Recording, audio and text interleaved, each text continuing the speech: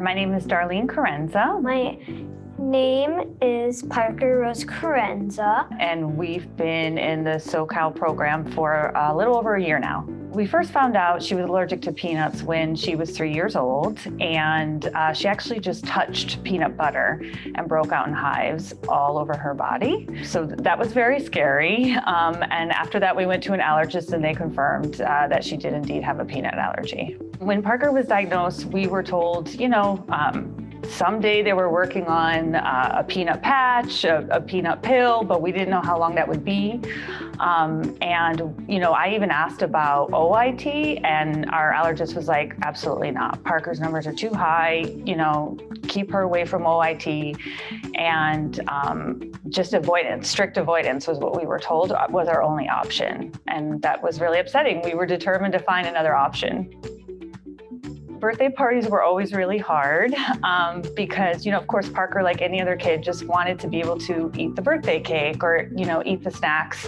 So we would always have to let the parents know ahead of time and bring our own foods. A lot of people are coming up to me and they're saying like, ooh, this is so good. Or like, I wish you could have this because it's so good. This makes this perfect. And like, I'm okay with that, but it's like, when it's too much, it kind of gets like a little bit like like they're bragging because they know I have the allergy.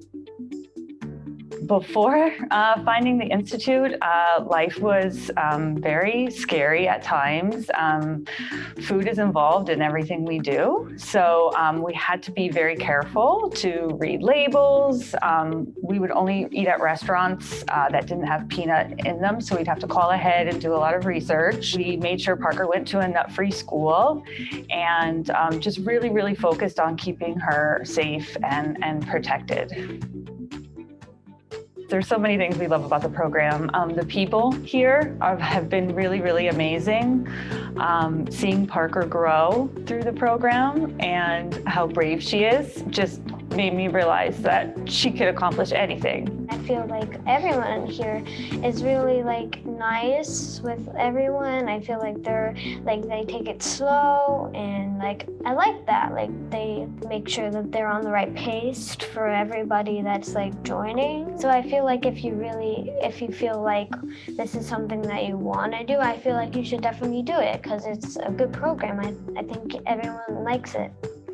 I mean, I'll say like every night Parker and I would pray for a cure for food allergies, for all kids with food allergies. And so every night we dreamed of finding a program like this. Hi everybody, my name is Parker, and to all the SoCal kids, I want to say two things. I want to say you're doing a great job, and I'm very, very happy for you.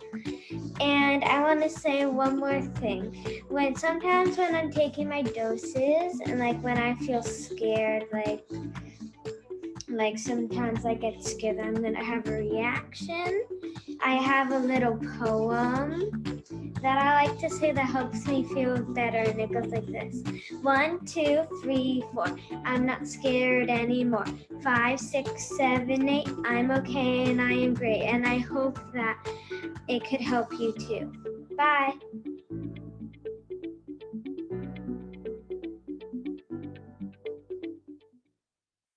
Good afternoon. My name is Dr. Inderpal Randhawa. I'm the founder and Chief Executive Officer of the Translational Pulmonary Immunology Research Center and its subsidiary, the Southern California Food Allergy Institute. I'd like to wish you all a happy Wednesday. We have a pretty broad audience joining us for our 7th live streaming event so far in this series. We have folks joining us from all over the world. This is a program that has that level of attraction, and I hope at the end of today's event, we can answer most, if not all, of your major questions. Everyone who has joined the event today obviously has a child or is involved in the area of food anaphylaxis, and this is something that's near and dear to my heart, something I've dedicated over a decade and a half of my life to, and I think my main goal is to make sure that we can introduce this program very clearly, all of its success, the amount of effort it takes to successfully complete the program, and certainly answer any questions that may remain at the end of that time period. So we'll spend about the first 15 to 20 minutes discussing some of the specifics of this program. We're going to go into some degree of detail, but really the main goal is to help a parent, as if I was a parent enrolling a child in this program, really addressing some of those very specific questions. As I tell folks, it's the most important thing in this program, as I've developed this over all these years, is to make sure that parents have no significant surprises. Nobody wants to have a medical surprise. Nobody wants to have a financial surprise. As we talk about all the time, the data drives this process. They want to have obviously no one can guarantee 100%, but we have such a high success rate. They want to know that their child falls in line with the other cases that we've dealt with. So again, welcome, and hopefully this is as enlightening to you as it has been for previous audiences.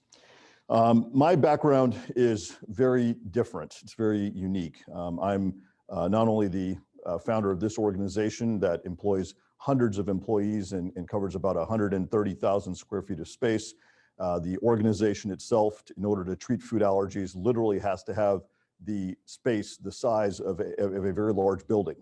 We have manufacturing facilities, diagnostic facilities, research and development facilities, clinical therapeutic facilities, applied mathematic laboratories, and much, much more. That amount of work to build something like that, I understand, is very unusual. And so it's my background that has led to this approach. It's my background that has led to the design and build of this program, and certainly it's been my background that has led to the success of 10,000 plus patients being in a state of remission from food anaphylaxis. My background is unique. I do maintain 5 board certifications. That's unusual, certainly. I'm a pulmonary immunologist, transplant physician. To this day, still deal with transplant patients. Solid organ transplantation is an area that I've spent quite some time studying, deploying, and treating patients. I took a large amount of that approach, meaning the details in how an immune system works and how you take a foreign set of proteins and how do you make this system adapt? How can you make it adapt in the most functional way? That's something I tried to do starting 15 plus years ago. And it takes this type of background, and it also takes a desire to conduct appropriate research to make things actually move in the right direction. I have over 100 plus publications. Those are abstracts and peer-reviewed articles. I maintain a chief position at one of the largest children's hospitals in the nation, and I have a lot of other academic titles which are easily accessible online. So, as I tell folks, it was never my intention, 15 plus years ago, to have to build something like this. This came out of necessity. This is a complex program. It utilizes many different areas that are not present in current day medicine. And in order to do this safely and effectively, it really required a unique founder in many ways and a unique approach. And now, these many years later, we're in a good position to actually not only treat the current patient population we have, but also treat future patients and expand across the country. The actual tolerance induction program, the term TIP, is something that I have actually named myself. We can define tolerance. Tolerance is a very specific term. Tolerance and remission really have a unique set of meanings, especially for a child who has food anaphylaxis. In the world of food anaphylaxis as it currently stands, these children are told very clearly, avoid these allergens at all costs. You cannot even have a small amount of them because that can trigger your immune system and put you at a potentially life-threatening state. And that is certainly true. And so the concept of tolerance essentially means that a child can be exposed to an amount of a protein, say peanut. But what we achieve here for our patients is not just a small amount of protein exposure. This is actually full tolerance and remission, which results in free eating, meaning a child who's incredibly anaphylactic to peanuts can eat large amounts of peanuts, 60, 70, 80, 90 peanuts. That's more peanuts than a typical adult would eat in any typical setting. They can eat peanut butter jelly sandwiches. If a child's anaphylactic to milk, they can drink 4, 6, 8 ounces of milk without restriction. And they don't even have to do it every day. They can do it on a weekly basis, every 2-week basis, and eventually a monthly basis. So that sounds really good, and that's what we do with our patients here on a regular basis, but it really goes down to the science of what induces that level of tolerance and that level of remission. So the tolerance reduction program is truly unique. It achieves something that others in the field have been trying to do, which is what's called sustained unresponsiveness, meaning you get an exposure to a large amount of food that you were once allergic to, And you can go weeks, if not sometimes months, without that exposure, get re-exposed and not drive an allergic reaction. And indeed, what we do here is we can measure that on the surface at the clinical level. We can also measure it at the laboratory level or at the molecular level. So the tolerance induction program has really crossed many milestones. Back in 2010, my first and foremost goal was to get close to at least 500 patients to build up enough data sets and data points. Once we crossed 1,000 patients, that was significant. That was hovering around 2011. And so once we crossed 5,000 patients, which was about 2016, we were in really good shape. And now we're at a position where we're actually very close. If not, we may have already surpassed 12,000 patients. So we're able to do this at scale. We're able to do this with patients across the country and across the globe. Certainly that was never my initial intention, but that's where we are, and the application is working, and it is equally safe. And those are our primary goals. So the tolerance induction program is not only a sustainable model, it's an applicable model to all cases, to all types of allergens, and to all severity of cases. It's been very interesting since COVID hit that the patients who have enrolled in the last 10 to 11 months, these patients are really significantly severe cases. They have other medical conditions, they have EOE, they have Crohn's disease, they have other forms of medical disease. Recently had a patient who has an anomalous coronary vessel, which means that the use of epinephrine can be a problem, things of this nature.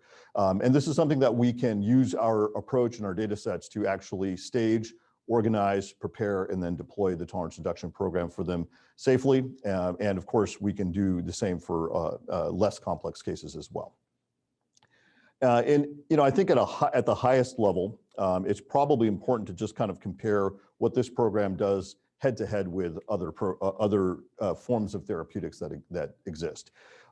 Currently, in current state, the tolerance induction program can be compared to the FDA-cleared Palforzia pill, which is a peanut pill or a peanut sachet that takes approximately 1 year to build up in exposure and then allows the child to be exposed on accident. So in other words, a child cannot eat peanuts, but if they can actually clear the Palforzia pill therapy, they have to maintain that sachet every single day for the rest of their life.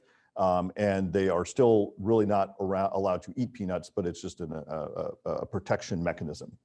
Then there's the world of oral immunotherapy, which is called OIT. I'm sure many in the audience are very familiar with that term. That's been around for now since 1999, since initial inception. And as I have to compare many times, if you're doing OIT for the last 20 plus years and it's unable to scale to the general masses, it tells you that it's a highly restrictive form of therapy. And indeed, that is offered by approximately 3 to 4 dozen allergists around the country. And it's a very different model of treatment. And we'll try to walk through this slide and explain that. Tolerance induction program is able to measure the immune system at the start of the program. It's also able to measure the actual response to remission. So we are able to run hundreds, literally 400 plus tests. We're actually able to run tests that tell us if an immune system at a molecular level is able to be in a state of tolerance and remission.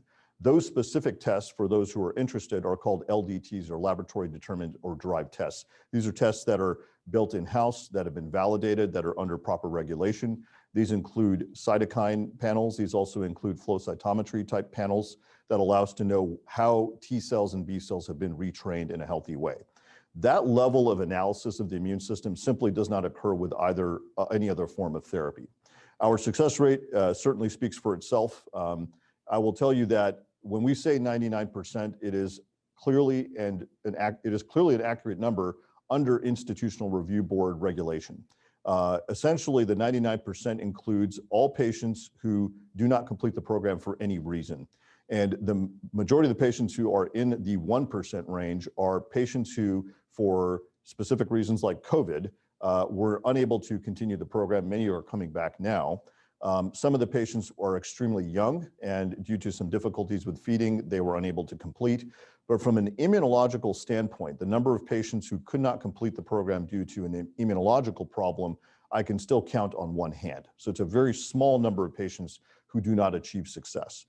Clearly, that does not apply when you look at the peanut pill, and I encourage folks to look at the peanut pills data 3 years out, where they had an 86% dropout rate because of compliance and symptoms. When it comes to OIT, success rates are all over the place. They are not under any sort of regulation like ours are under institutional review boards, but those numbers vary.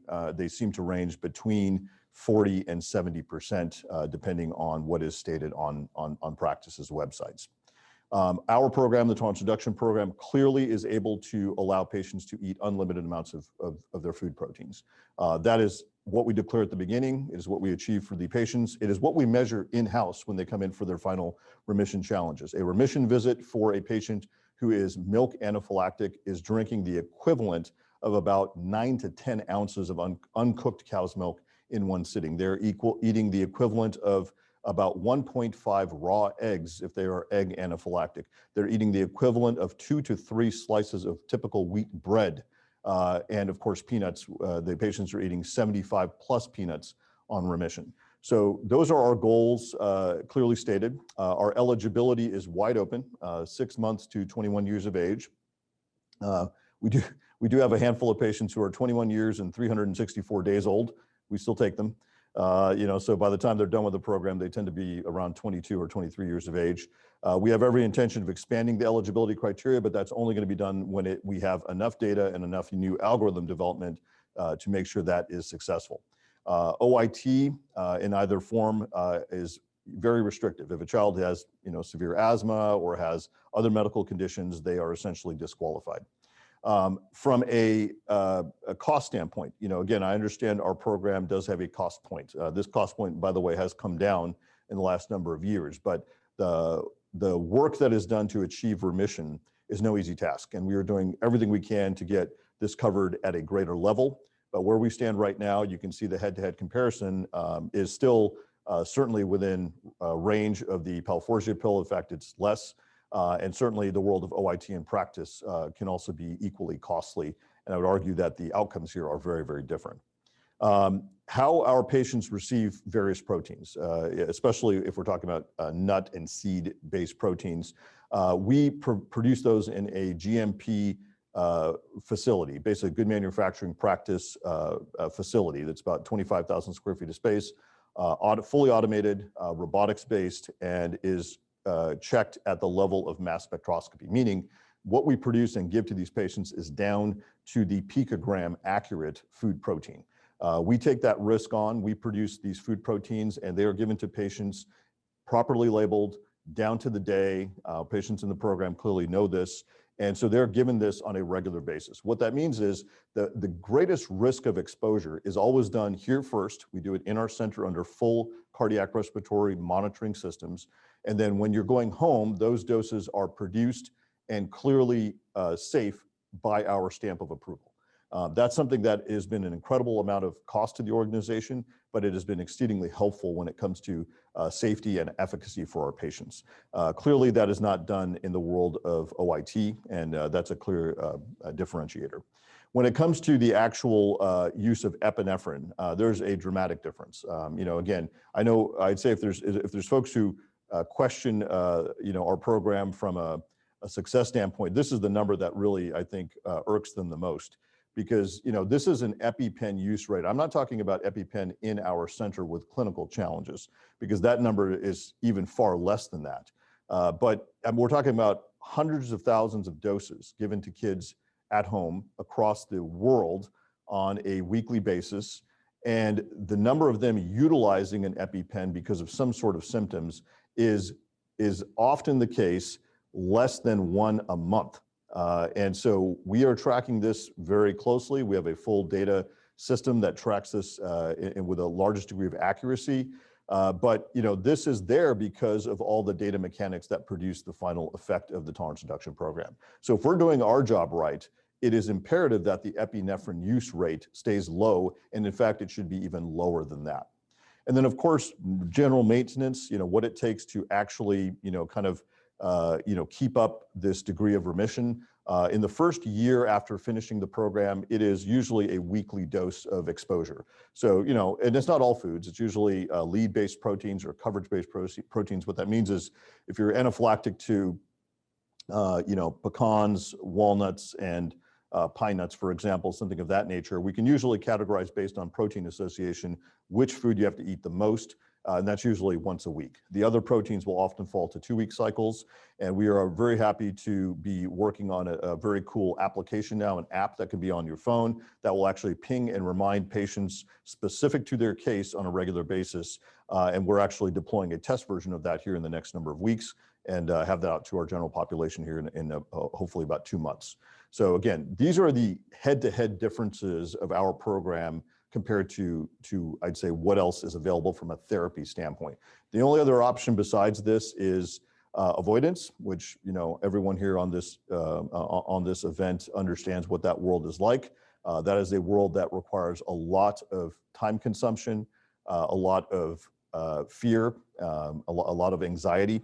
I believe that the patients that we have surveyed who have finished this program and are in remission, the number one thing they talk about is relief. They talk about not having to spend that time. They talk about really being in a state of being limitless. They don't have to worry about things anymore.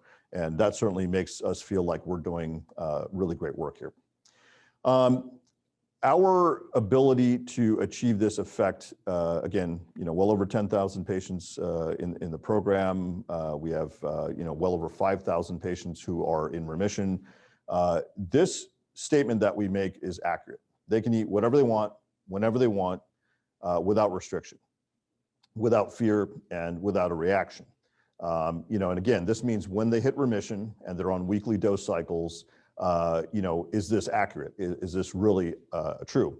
The answer is for, again, well over 99% of our patients, they're going to achieve this effect and it will be a maintained effect.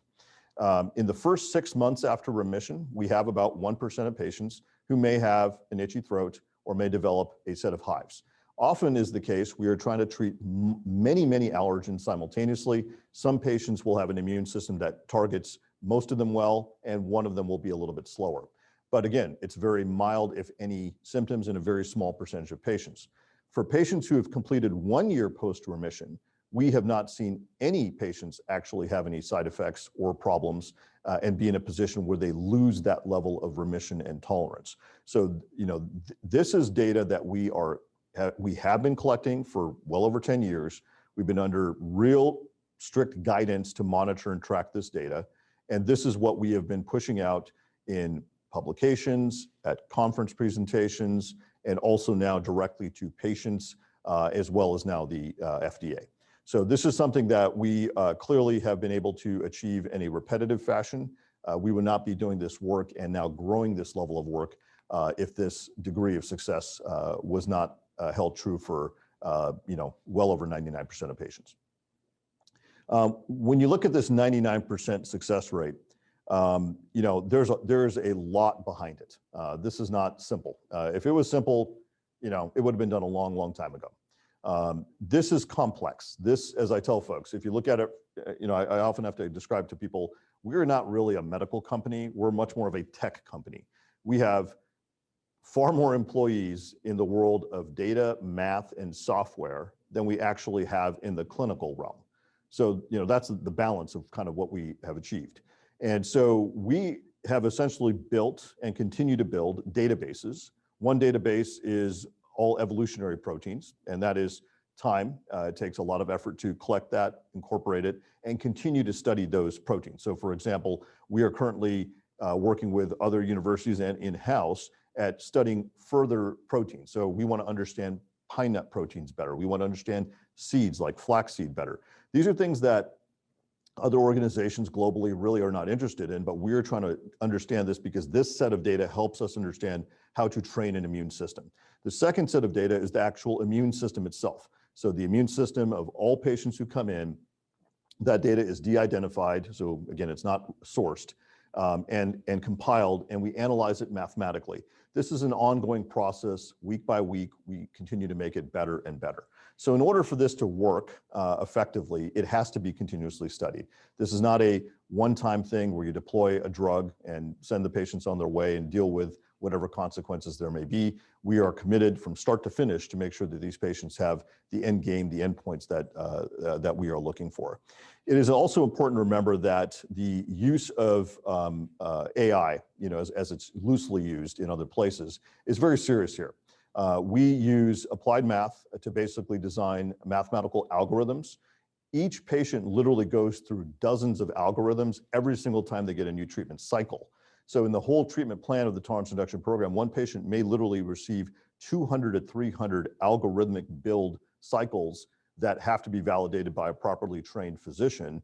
And that is the level of complexity that is the AI system. So again, it's not as simple as what you would see, say, for example, in Amazon or other types of typical consumer industries. That is the typical situation there. Here it is far more complex. And of course, it is the greatest thing that I'm proud of is our level of regulation. We've been able to build this under extreme levels of regulation. This is voluntary. We are a nonprofit. We are a medical research nonprofit. So we have regulation on both of those sides. We also then have our patients and then the regulation that occurs under an international set of IRBs now, institutional review boards. Our main international IRB is called ADVERA. And then of course, there's all those that we collaborate with, and that requires additional regulation. So at any given time, we are regulated between 8 to 9 agencies. And so they're coming in and they're auditing us and we're supplying the data. And so by building this in a highly regulated system, that is when we know we can actually expand it safely. That's really the primary goal. So the 99% success rate is a hard number. It's a number we would even like to make better. But there is a tremendous amount of effort that goes into our system. The tech side does a huge part of it. And then there's our clinical side, which is essentially the therapeutic side. That's the most front-facing side that our patients see. We have over 30 plus physicians and practitioners now, and not to mention dozens and dozens of staff who support our patients every single day. We are a unique organization in that we have such high success rates, such low adverse event rates, but yet we supply a 24/7 on-call center.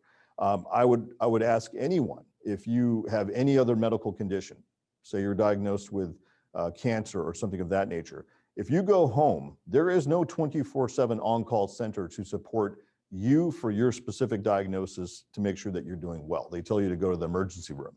Here we literally have MDs on call overnight and full staff, including triage nurses on call all day long. Now, luckily they're not very busy, so I guess that's good. But at the same time, we want to make sure that safety measure is always in place. We also make sure that the greatest risk is taken in our facilities ourselves. Every patient who comes into our center is basically in the equivalent of an ICU. So we essentially have cardiac, pulmonary, all forms of monitoring of a patient in that setting. That's done for every single patient, every single challenge. Now, our failure rate on challenges is, again, exceedingly low. Why do this? Because often is the case, because of big data, we can look at certain markers and know when someone's not going to pass a challenge. There's no reason to have them fail that challenge overtly, and we may have to intervene early. Again, fortunately, that's not a common situation, but monitoring is key to make sure our patients are always safe. Currently, as it stands, we have well over 30 specific exam rooms, 30, in our centers to provide that level of service, and we're soon expanding that number. In regards to the protein laboratory, our ability to build these proteins into gelatins, into gummies, and have them available for patients, that's also very unique. Just in the last number of months, we've deployed various types of new proteins that are critical to the tolerance reduction program for most patients. And we're currently working on a peanut gummy as well. So more to come on that. So it's a lot of work and it has to be done absolutely right, but we are also in that process. And lastly, what we offer is support vector machine analytics. And what that means is for folks who are not in this world of AI, is that if something is off, if a patient has any issue, let's say they have a stomach ache with a specific set of doses. That information goes right into our 24/7 on-call system, and that information is then applied into that patient's program, and we use these types of applied math vectors to make adjustments. So it's not a random guess, it's actually all based on applied math. And by making these small adjustments, the patients could typically only have one a day of a symptom, and the next day they're fine and they're able to cruise right along and get themselves to the finish line. So this, again, level of support is really, really key. And again, I want to be crystal clear about how we define remission. Remission is our business. It's serious.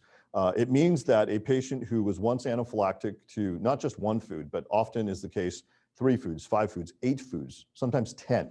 If they're anaphylactic to those foods, they have to be in a position where they can eat those foods freely without any restriction on a weekly basis.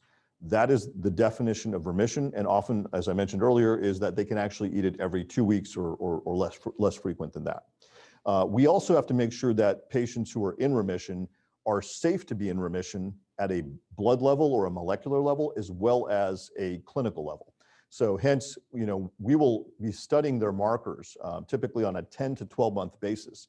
And if we see something in their applied math of their markers that says this person's at some level of risk, we will change their therapeutic plan and make sure that it's done safely so they can achieve that in a way that we can forecast it. So certainly one of the most unique things about our program is being able to forecast to avoid certain problems. But in the end, the definition of remission stays the same.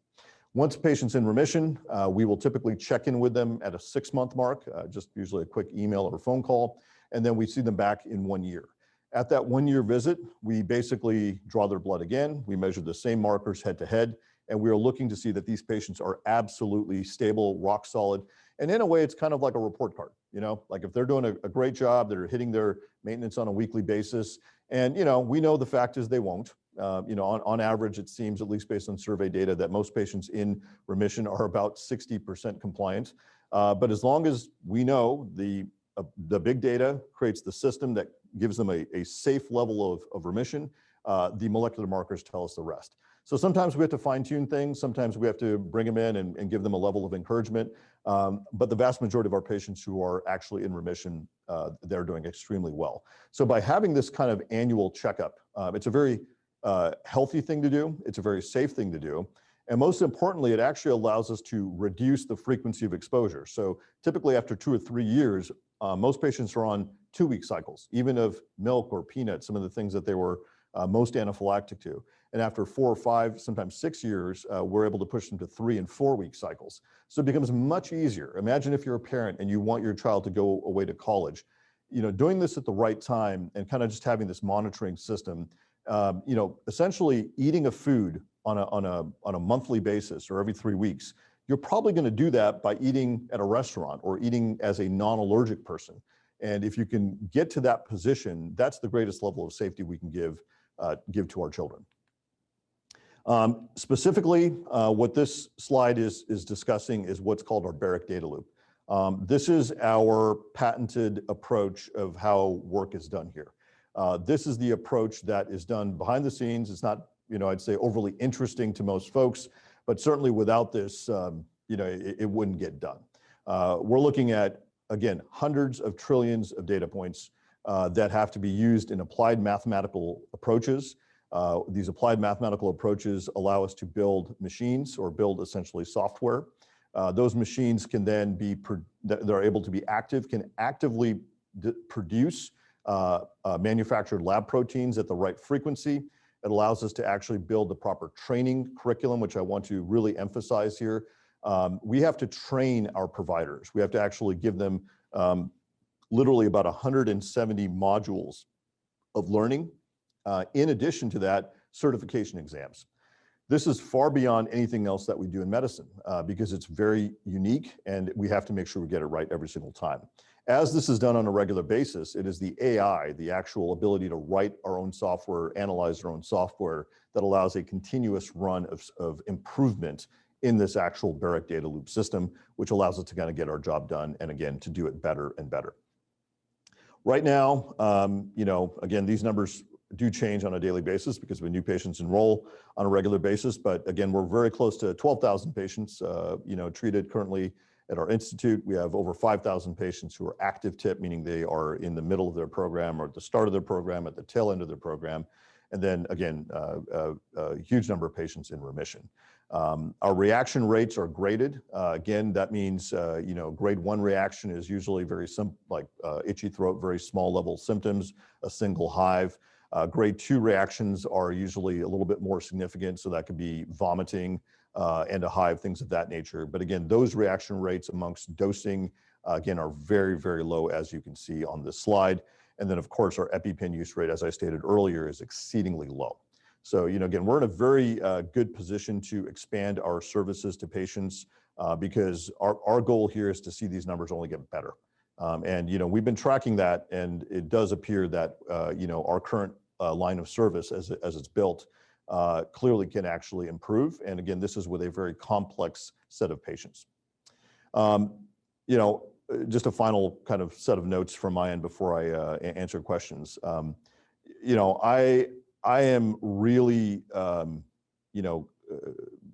been working on this condition for a long time. Now, I deal with a lot of other medical diseases. My kids don't have food anaphylaxis. I get asked that question a lot. I have 3 kids. They don't have this medical condition. And to be honest with you, I never really had a lot of interaction with that as a kid or family members, et cetera. I deal with this because, I deal with this condition on a regular basis in the hospital, in the ICU. And I am, to this day, very tired of seeing people with food anaphylaxis coming into the hospital setting. Forget about the worst case scenario of a fatality. The amount of morbidity, the amount of injury that occurs from some of these reactions is severe. It's significant. And, it's our job, in medicine to try to really find problems, find solutions. And, if you realize that the level of work that's needed to get this done is what has been described here, it takes a system to actually get that done.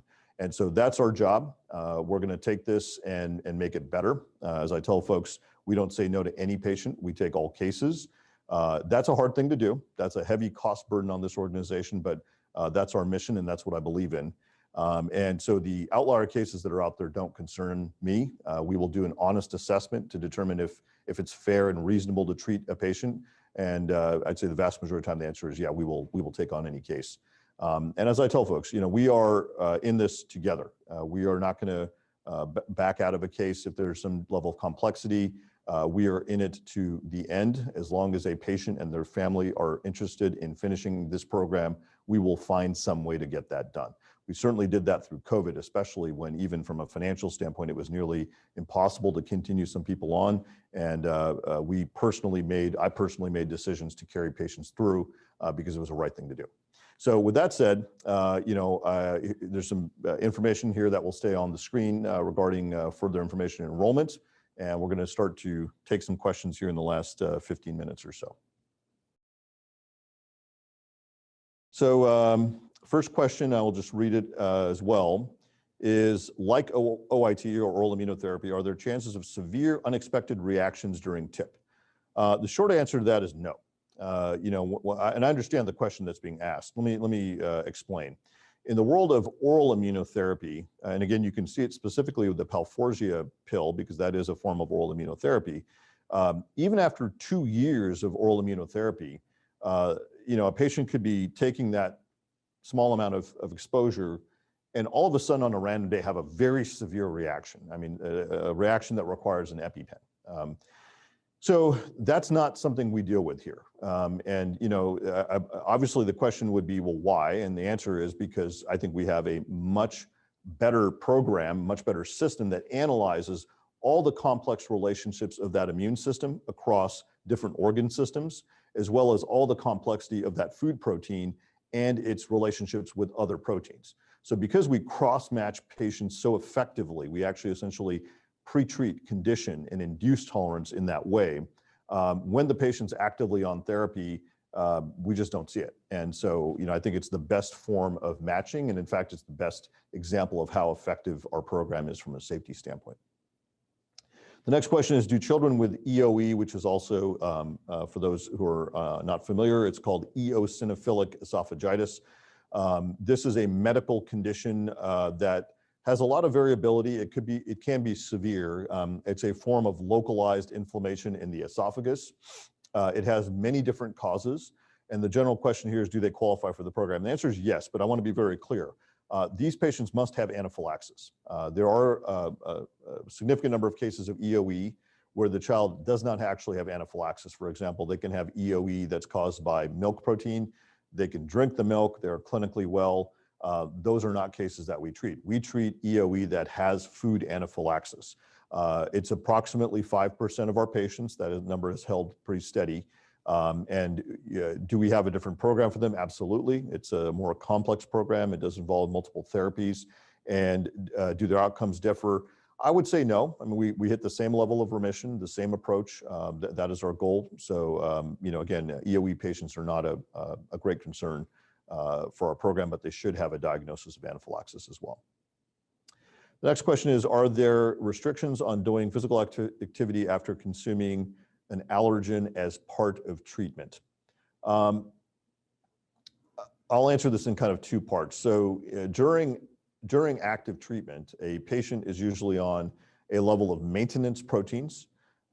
Those maintenance proteins are typically given in the morning, and there is no physical activity restriction at all with those proteins. Those proteins also can be proteins that have be highly allergic or highly anaphylactic. So there's no restrictions on that.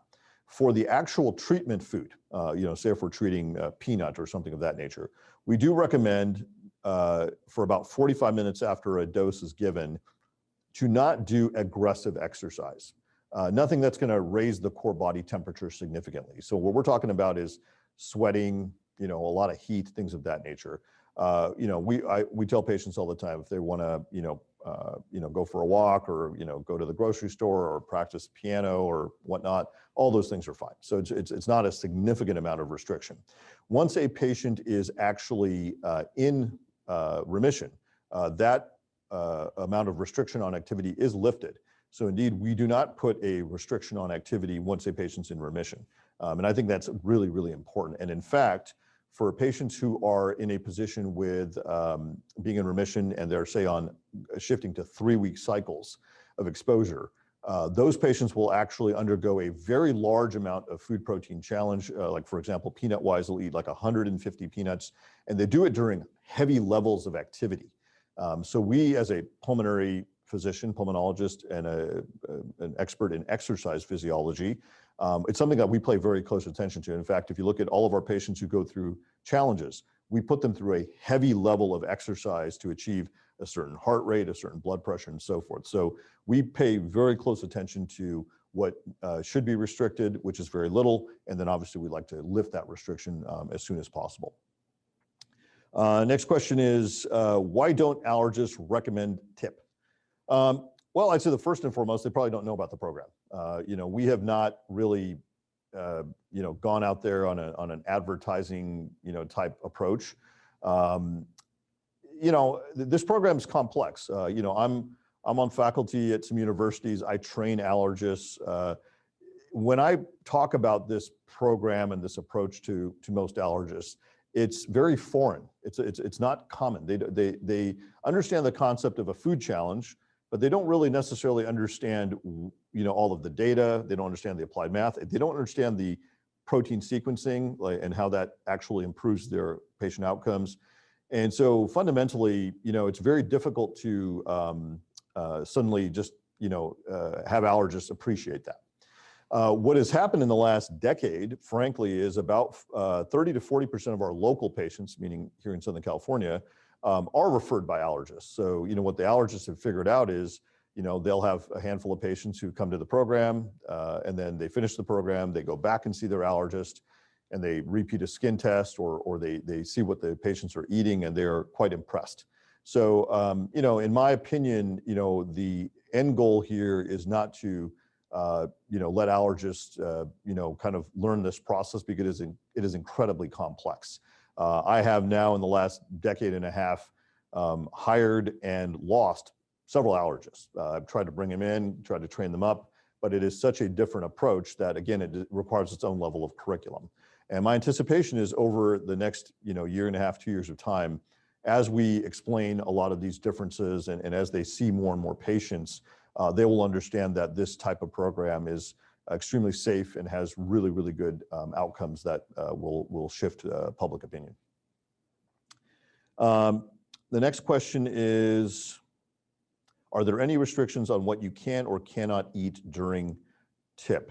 I guess I'll try to reword that question. I think what is being asked is, if a child, say, anaphylactic to 4 or 5 foods, do we tell them to not eat certain foods that they're already eating? The answer is no. There's a caveat to that. We don't want, if someone's done OIT, for example, and they're on some amount of peanut, and that peanut, which again has 17 proteins that could be cross-stimulating other things that we're trying to treat, we will often will significantly reduce that exposure and cap it, kind of restrict and control it. That is something we do on a regular basis. Now, we will build that back up accordingly based on our data sets and our vectors, but we do have to do this safely. But the answer, I think, to the general question is we're not removing things from their diet. We're simply allocating it and organizing it based on the large sets of data that we have. And that essentially is the tolerance induction program. Next question is, what is the long-term plan once a child reaches remission? Well, basically, if you have a child who is anaphylactic to, walnuts and pecans, when they're done, they're eating a specific amount of walnut protein, a specific amount of pecan protein that is unlimited. So, there is an exact amount. So, for example, our induction of remission for walnut itself in patients who are over 30 pounds and who are endotype 1, the induction amount is typically 4.2 grams of protein per week. Now, we're not going to have people measure out 4.2 grams of protein. We will just tell them to go eat between 9 to 10 walnuts. You don't have to worry about it too much. Just measure it out, just count them out, and you'll be fine, because there's no ceiling. There's simply that floor that you want to hit. So really, it's quite simple. And, the cool thing is a kid like that can go eat pecan pie. They can have butter pecan ice cream. They can go have baklava, you name it. And so there's really no limitations on what they can do once they're in remission, which really opens them up to eating at any restaurant, eating, any level of food products, and really is the most amazing thing and really changes their life. Next question is, will allergens be introduced one at a time? Again, that's the general answer is no. We're usually trying to introduce between 2, 3, or 4 allergens, depending on what aspect of treatment they're in. So for patients who are flying from a long distance, we will attempt to run 2 or 3 vectors simultaneously. While not ideal, because again, if there is a symptom during that time, we have to then isolate out which of those vectors to address. Versus local people, will run typically 2 simultaneously. But we have done this now more aggressively in the last 4 to 5 years to reduce time, make it more efficient, and also reduce the cost of the program. And we've done so successfully. Next question is, can children have a severe allergic reaction again once they are in remission? Well, again, for patients who've been 1 year out past remission, we have not seen anything like that. I will tell you a couple quick stories. We've had some teenagers who, finished the program. They're a year out, or actually the most recent one was not even a year out, and they will stop eating their food exposure on a weekly basis, and they will stop it for, this last case did it for 10 weeks. So that's, basically 2.5 months. The assumption is they weren't eating anything else with the walnut and pecan in it, and the parent figured out that they were not eating their maintenance. And of course, they kind of got concerned, let us know. So again, because we are here for you on a regular ongoing basis, we tested the patient. And of course, that patient did not lose their tolerance, which is actually quite not just remarkable, but it's something we've seen on a regular basis. We brought the patient back in. We challenged them out to a large, basically a cup of walnuts. They did great. And they were, told to let's get back on track and kind of do this the right way. So the answer to the question is no, we do not see that. And again, if there's ever a hiccup like that, we are here and we want to make sure that this is done properly. Next question is, what if your child drops out midway through the program? Will going part of the way cause the allergy to be worse, et cetera. We actually had some experience with this because of COVID. So we had some patients who were in the program, and then because they were out of country or other reasons, they did not come back, and then they came back recently, so we were able to retest them. I'm quite confident in saying that we do not make things worse. Certainly, again, this is highly organized, highly strategic. So we're not making anything worse. Once they are in the middle of treatment of a conditioning regimen, for example, it is pretty clear that after 90 to 100 days or so, they start to lose that once they stop that exposure. So no harm, but there's not the sustained response of tolerance induction if you do not actually go all the way through the full sequence of the program. Next question is, how often do you have to travel to California? I'm assuming that question is from folks who are out of state. Most folks who are out of state are traveling here every 8 to 10 weeks. That's a pretty fair statement. Next question is about research. And the question is, why isn't research published? Look, I have over 100 publications. The first answer to that question is we do publish our research. We have about 5 publications in peer review involving TIP. The problem is that, what we produce is very complicated, that it cannot be peer reviewed in a typical way. So when we present our data, it usually is missing certain parts, because if I put in applied math, or if I put in any sort of support vector machine learning aspects, it simply disqualifies it from a typical journal. And vice versa, if we send that to a mathematics journal, which we've done, they look at the clinical data and clinical activity and are not sure exactly how to read that. So it puts us in a difficult position. And as I tell folks, I've presented at conferences, the academic conferences, and as I present, I often end up getting no questions. So I had a choice many years ago. Either I can try to keep preaching the process, or we can just show them results. And so, we are in direct discussion with the FDA right now. They have fortunately developed a machine learning division. And so we are in the process of taking our data and processes through them, hoping for, a solid outcome. So that's answer to that question. Next question is, does TIP indirectly help eczema, skin outbreaks, other types of food sensitivities? Well, remember, so we are studying this immune system and the allergic predisposition across any plant or animal protein. So, we do study the environmental aspects of various plant proteins. We also study environmental aspects of various animal proteins. What we don't do is, for example, penicillin or drug allergies, and we don't deal with venom or those types of stings. We will certainly analyze that and give some recommendations, but the cross-reactivity aspects that we're talking about are really across both of those. So hence, if we are studying those things effectively and we are down-regulating the immune system towards those areas, meaning you're allergic to, say, dog dander, and you also happen to be allergic to various animal proteins like milk and egg. If we're going to downregulate both of them, certainly patients who have had asthma, eczema, rhinitis, et cetera, they see a significant benefit, and that's something that people will commonly talk about. And I think our last question is, if we live out of state, do we need to travel to California for treatment? How often would we visit? And is it a one-day appointment or multiple days? Right now, of the thousands of patients in active treatment, I'll try to do one more question if we have the time. Out of the thousands of patients in active treatment, I would say, over half of them fly here. Again, it's hard for us to pull that data because, if you live in Arizona, are you going to fly or drive? Those are tough things to assess. But the bottom line is, we try to make this as efficient as possible. And most patients who are flying here, say from the East Coast, they will come in usually for 2 days. We do majority of challenges on day 1, and then we try to do the start process of the next cycle on day 2, and then they're usually back on a plane heading back home. I understand it's a lot, and again, it has to be right for every family, but it does move pretty quickly, and most families seem to get in a rhythm. And at the end of it, it seems to, all be worth it. 2 last quick questions. One is there an optimal age to enroll in the program? I would say not necessarily. I think if you're a very young child, there could be some issues getting a child to eat certain foods on a regular basis. If you're an older child with anxiety, it can be difficult.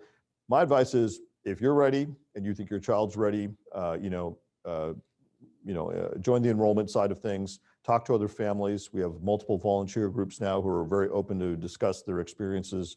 And I think that's the, a sage piece of advice on that end. And last question is, what is our current wait time to join the program? Well, that comes down to basically how open we are and how much accessibility we have. We have recently done an expansion. We are in a position where if we are going to expand, we have to have the patient volume to justify the expansion. We are in a position now where I'd say anybody who signs up today is probably waiting about 6 months, maybe a little longer. That's only because we have the expansion.